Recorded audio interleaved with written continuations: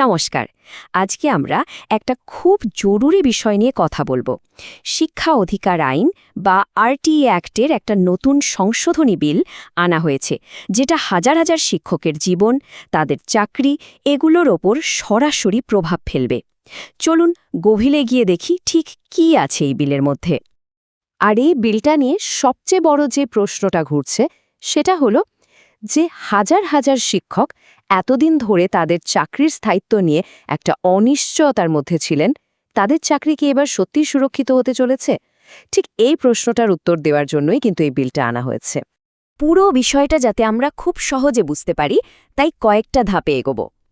প্রথমে দেখব এটা শিক্ষকদের জন্য কেন এত বড় একটা স্বস্তির খবর।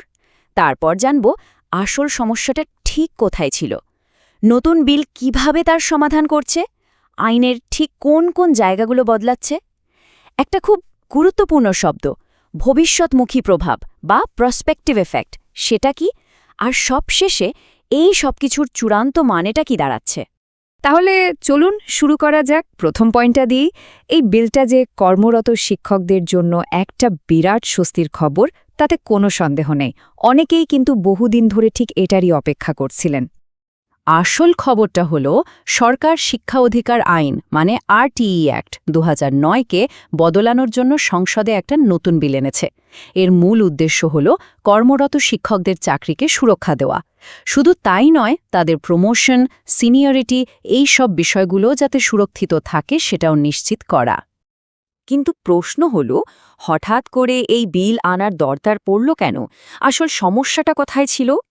এটা বুঝতে হলে আমাদের একটু পিছিয়ে যেতে হবে, মানে সেই মূল 2009 সালের আইনটাতে। আসলে সব সমস্যার গোড়াটা ছিল ওই 2009 সালের আরটিই আইনের 23 নম্বর ধারায়।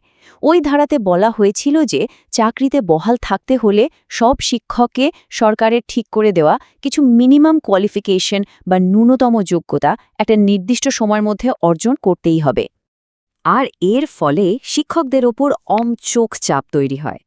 ভাবুন একবার, একটা নির্দিষ্ট ডেডলাইনের মধ্যে নতুন যোগ্যতা অর্জন করতে হবে। এর ফলে তাদের মধ্যে সবসময় একটা চাকরি হারানোর ভয় কাজ করত, প্রমোশন বা পদোন্নতি আটকে যাওয়ার একটা আশঙ্কা ছিল, আর সিনিয়রিটি বা অন্যান্য সুযোগ সুবিধা নিয়েও একটা ধোঁয়াশা তৈরি হয়েছিল। আর ঠিক এই বছরের পর বছর ধরে চলার সমস্যাটার একটা পাকাপাকি সমাধান করার জন্যই আনা হয়েছে এই শিক্ষা অধিকার সংশোধনী বিল 2026।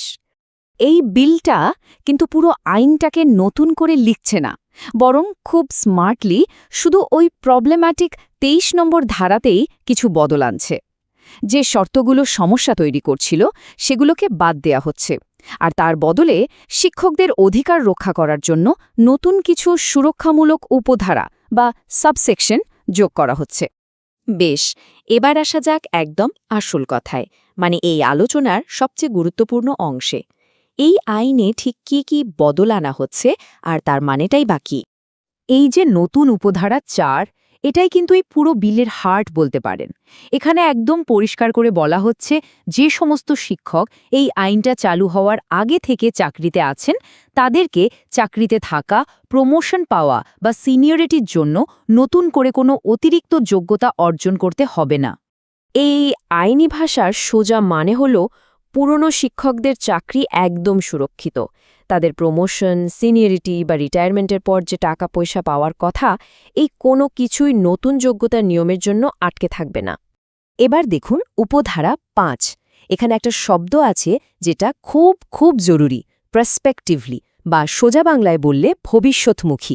মানে টেট পরীক্ষার মতো নতুন যোগ্যতার শর্তগুলো শুধু তাদের উপরই লাগু হবে যাদেরকে ভবিষ্যতের দিনগুলোতে নিয়োগ করা হবে। অর্থাৎ ব্যাপারটা জলের মতো সোজা। এই আইনটা পুরনো আর নতুন শিক্ষকদের মধ্যে একটা স্পষ্ট দাগ টেনে দিচ্ছে। যারা আগে থেকে চাকরি করছেন তাদের ওপর নতুন নিয়ম চাপানো হবে না। আর উপধারা 6, এটাকে বলতে পারেন একটা ফাইনাল সেফটি নেট বা একটা লোহার বর্ম। এখানে বলা হচ্ছে পুরনো শিক্ষকদের কোনোভাবে চাকরি থেকে বরখাস্ত করা, জোর করে রিটায়ার করানো বা প্রমোশন আটকে দেওয়া যাবে না, শুধু এই কারণে যে তারা নতুন কোনো পরীক্ষা পাশ করেননি। মানে একদম পাকা গ্যারেন্টি দেয়া হচ্ছে যে চাকরি পাওয়ার পর যদি কোনো নতুন নিয়ম আসে তার জন্য পুরনো শিক্ষকদের কোনোভাবেই কোনো শাস্তি দেয়া চলবে না। এটা তাদের জন্য একটা কমপ্লিট সুরক্ষা। আমরা যে বারবার প্রসপেক্টিভলি বা ভবিষ্যৎমুখী শব্দটা শুনছি ওটা আসলে কি? চলুন এই আইনি ব্যাপারটা একটু সহজ করে বুঝে নিই, কারণ এটাই কিন্তু পুরো বিলের মূল ভিত্তি। দেখুন, আইন না দুভাবে কাজ করতে পারে। একটা হলো ভবিষ্যৎমুখী বা প্রসপেক্টিভ, মানে আইনটা যেদিন থেকে চালু হবে সেদিন থেকে ভবিষ্যতে ঘটনাগুলোর উপর লাগু হবে। আর আরেকটা হলো ভূতাপেক্ষ বা রেট্রোস্পেক্টিভ, মানে আইনটা পেছনের কোনো তারিখ থেকে কার্যকর হবে।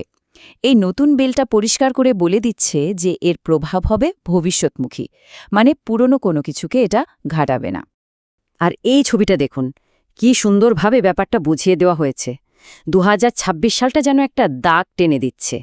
এর আগে যারা চাকরিতে ঢুকেছেন তারা পুরনো নিয়মে সুরক্ষিত থাকবেন, আর এর পরে যারা আসবেন তাদেরকে নতুন সব শর্ত, যেমন টেট, এগুলো পূরণ করতেই হবে। তাহলে এত সব আলোচনার পর শেষ পর্যন্ত কি দাঁড়ালো? এই পুরো বিলটার ফাইনাল মানেটা কি? চলুন সবটা একবার গুছিয়ে নেওয়া যাক। একদম সংক্ষেপে যদি বলি তাহলে কর্মরত শিক্ষকদের জন্য 4টে বড় সুরক্ষার কথা বলা হচ্ছে। 1. নতুন যোগ্যতা নেই বলে কাউকে চাকরি থেকে সরানো যাবে না। 2.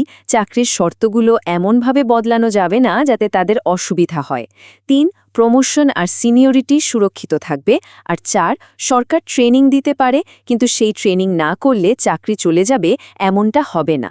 সব মিলিয়ে বললে এই সংশোধনীটা কিন্তু কর্মরত শিক্ষকদের জন্য একটা বিশাল বড় স্বস্তির খবর। তাদের বহুদিনের একটা চিন্তা, একটা অনিশ্চয়তা দূর হতে চলেছে।